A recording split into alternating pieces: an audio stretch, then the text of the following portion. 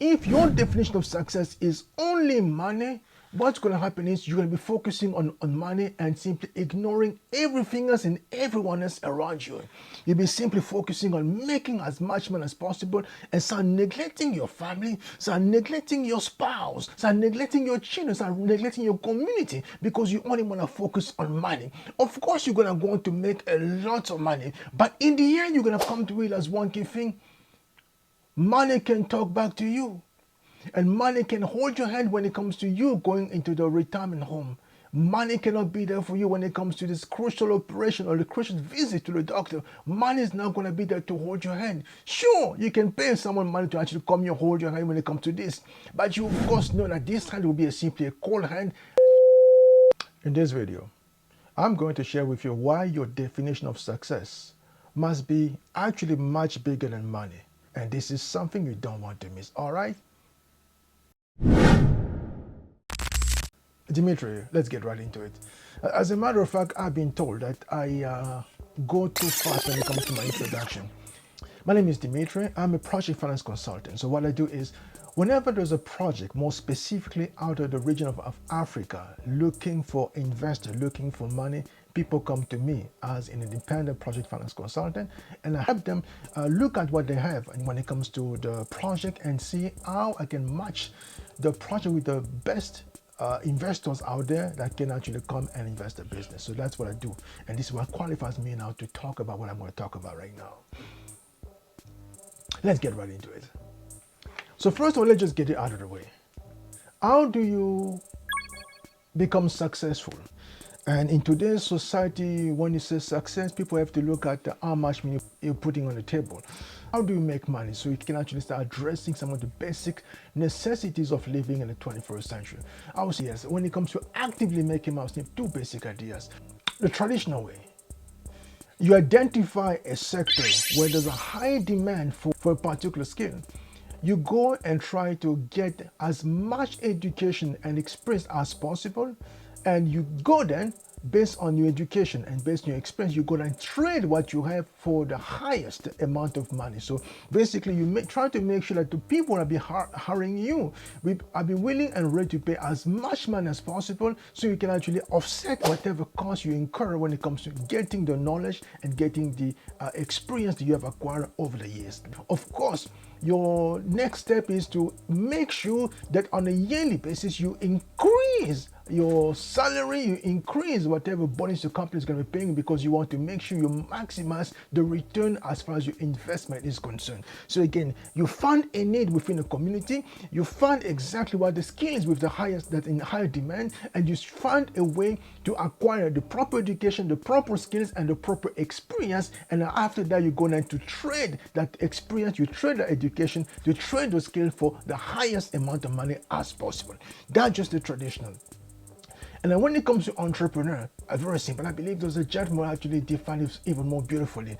Alex Almost. He simply say, yes, you just go out there in the market, try to figure out exactly what is the thing that people are really looking for, and try to go out there and figure out exactly how you can find the cheapest solution possible that can cost you the least amount of money, and go back out there and try to charge as much as money as possible and sell as many times as possible and keep that on repeat. And that's how you get to make as much money as possible. And the principle is simple, both traditionally and business. It's simple. It's called arbitrage. Find a way to put yourself in the center of the village and simply say, yes, for whatever thing that you're looking for, I'm willing to actually find a solution, and for the solution I'm going to provide, I want you to pay me the highest amount of money as possible. And that's how you get to make money and become quote unquote successful as far as the 21st century definition of success is.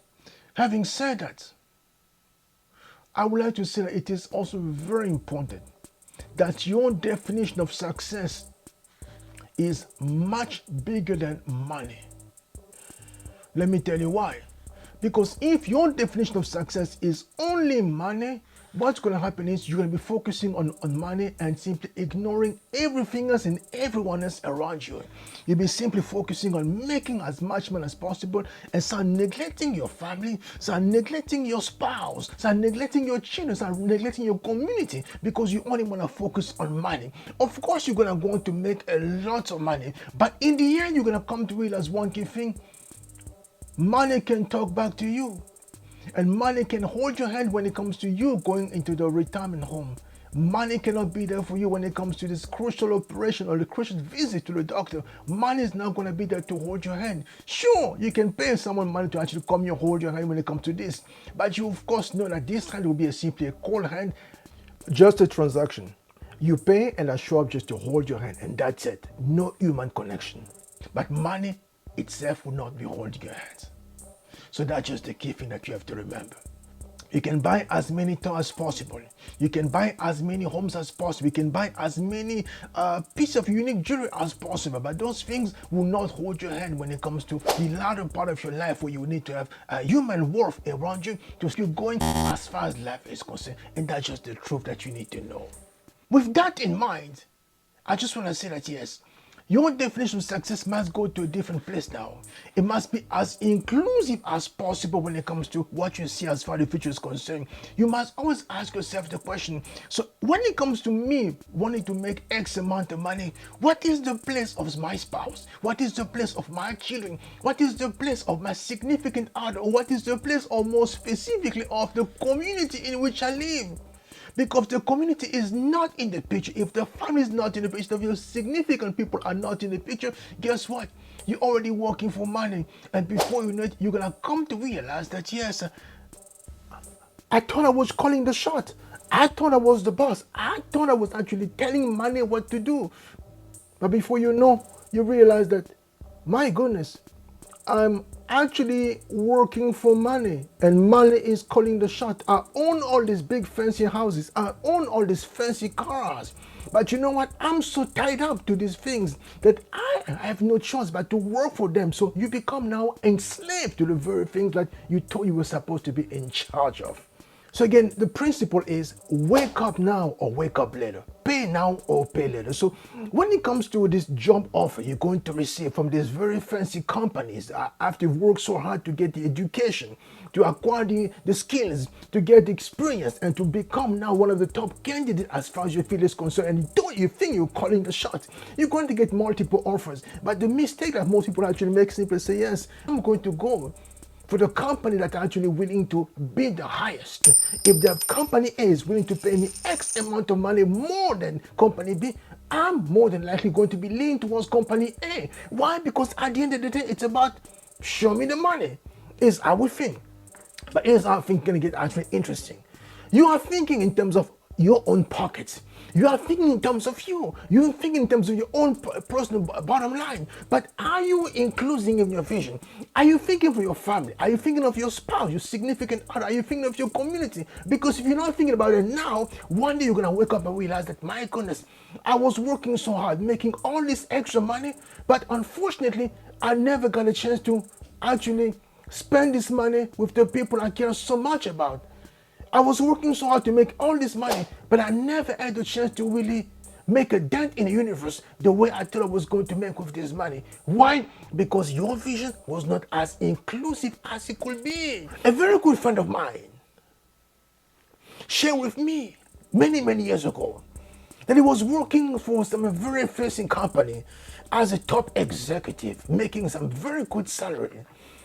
But then in his mind, he said, I'm making good money. My wife is not working. I'm providing all the toys I can as far as my kids are concerned. So one day, after spending 11 hours at work, he comes home with a bunch of toys for the children. The children were sleeping. The wife seemed to ask him, so what are these toys for? He said, but that's for the kids. The wife simply said, let's sit down and talk. Let me just tell you something. You're making this very good money and that's fantastic. But here's the funny thing. These kids don't need any more toys. As a matter of fact, if you look at the toy room, it's actually full to capacity. What they need is to spend more time with their father. And you are so worked up that you don't really see that what they need more than anything is to see you. And guess how things actually got as far as this work situation is concerned. He said, no, I don't agree with you. They need my money. You need my money. I'm just going to continue working the way I'm working. One day, as he was putting in all these long hours as far as work is concerned, he was all by himself in the office. The only people that were in the office was just the janitors. He collapsed in his office, and he thought that no one was going to see him because the rest of the staff had already left. The grace was that one of the janitors was at this precise moment was going to go check how much longer he had in the office because they wanted to clean his office. And that's when they saw him on the floor. And the person then called 911. And that's what actually saved his life. From that point, my friend simply says, no more. It is very simple. It's either we pay now or we pay later. He says, no, I can't afford to be living this life as the way I am right now. I'm going to maybe settle for a less money, but I actually keep my vision as inclusive as possible so I can spend more time with my children. And guess what?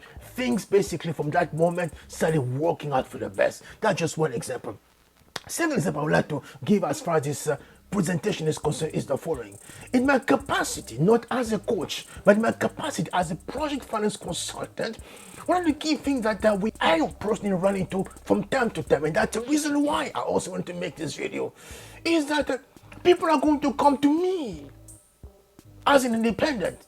Say, Dimitri, we have no loyalty when it comes to all these investors. We have this amazing project that we'll have for you to consider.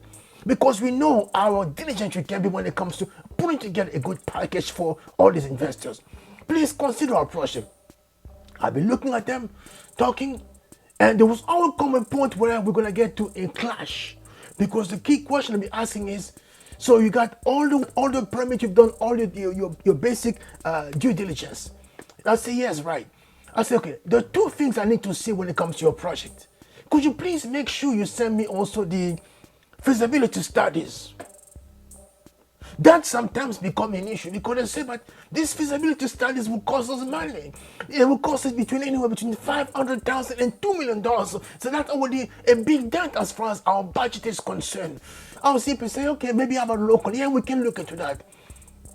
But where things get extremely murky is when it says, how about this thing called environmental studies? That was, no, but what, my goodness, what do you mean? It's about business, it's about making money. Why are you focusing so much on the environment? What does it do with anything?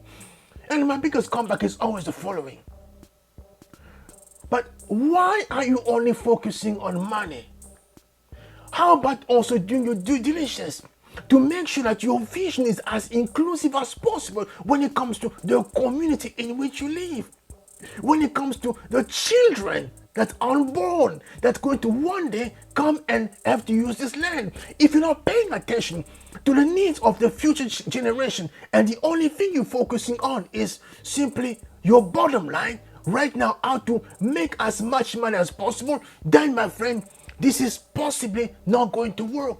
Because for me, success is not just about money, but success is supposed to be about something much bigger than wealth. And that wealth is how you include as much as possible all the things that seems to have nothing to do with you. The unborn generation, the family within the community, and of course your own family. Because if you're not thinking in terms of them, the impact of your action, you're only focusing on your own bottom line, rather than that will simply tell you, I can't work with you. Why? Because I need to work with people who are going to come to a place where they need to see success as something much bigger than money. Because once you do that, my friend, that's when you're going to start to thinking like the people who truly are meant to make a difference as far as the universe is concerned. Whenever you receive the offer, whenever you have this idea for a business, always asking yourself the key question, is it for me or is it for my family as well? Is it only for my family and myself, or is it also going to be for the community? Is it going to be just for myself, the community, and my family? Or this thing is also going to take into consideration the unborn children within the community? Because when you start thinking like that, my friend, you're going to start expanding bending your mind to a place where you're gonna now become the one calling the shot, the one who's gonna become now much bigger than wealth and money. And from that point, my friend, all I can simply say is sky is going to be the limit. And that's one key place where you have to simply coach yourself to this level of thinking. You simply say, my vision must be as inclusive as possible. Otherwise, it's not a vision, it's simply a way to destroy my community and a way to destroy my own family. Because what's the point of building all this wealth if you have no one to share with? What's the point of making all this money if you can enjoy family time with your loved one? What's the point of making all this money if you can't enjoy some time to spend with your community? And what's the point, more specific, of doing all these things if you know that basically you are simply contributing to the destruction of your own community? All right, much love everyone. I'm out.